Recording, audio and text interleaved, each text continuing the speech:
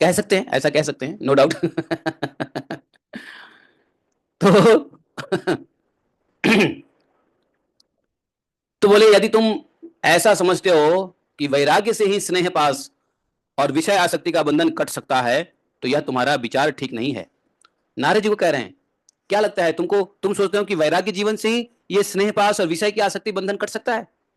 तुम्हारा यह विचार ठीक नहीं है, क्योंकि तुम्हारे जैसे झूठ मूठ वैराग्य का स्वांग करने वालों से किसी को वैराग्य नहीं हो सकता।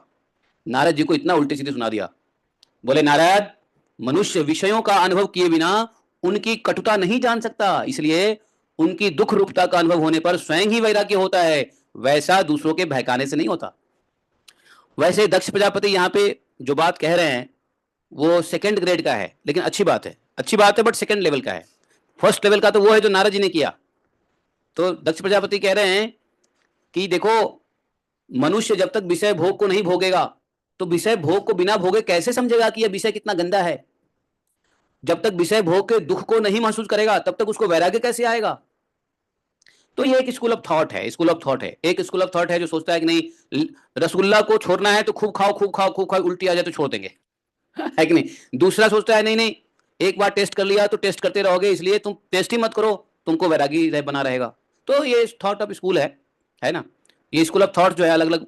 तो जिस स्कूल ऑफ थॉट से ये दक्ष प्रजापति हैं, उनका यह मानना है कि प्रवृत्ति से निवृत्ति में जाओ, अर्थात संसार के विषय भोग को भोगो, और संसार के विषय भोग को भोगने में जो दुख कष्ट हो, उस दुख कष्ट से तुम वैराग्य हो जाओ। लेकिन हमारे यहाँ कलयुग में क्या है, संसार के भोग तो भोग रहे हैं, दुख कष्ट होता है तो उसके इलाज भी आ गए हैं। गर्मी लग रही है तो एसी लगा लो, बीमारी आ गई डॉक्टर के पास चले जाओ, सांस फूल रहा है वेंटिलेशन लगा लो। तो ये सब सुविधाएं दे दिया गया है ना, वो वैराग्य को दिखाता ही नहीं, वैराग्य का रास्ता दिखाता ही नहीं है कि नहीं? मटेरियल सुख सुविधाएं वैराग्य का रास्ता नहीं दिखा सकता है। ये बात सही है कि संसार के दुख से भी आदमी वैराग्य होता है। संसार में इतना परेशान हो जाता है व्यक्ति, छोड़ के घर भाग जाता है।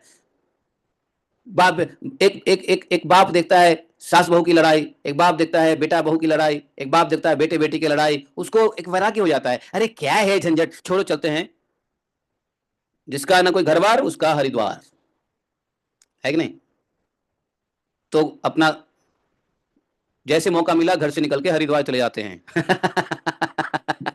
हमारे यहाँ भी हमारे यहाँ भी एक हमारे घर के पास में एक अ, भूमिहार कास्ट के एक चाचा जी थे।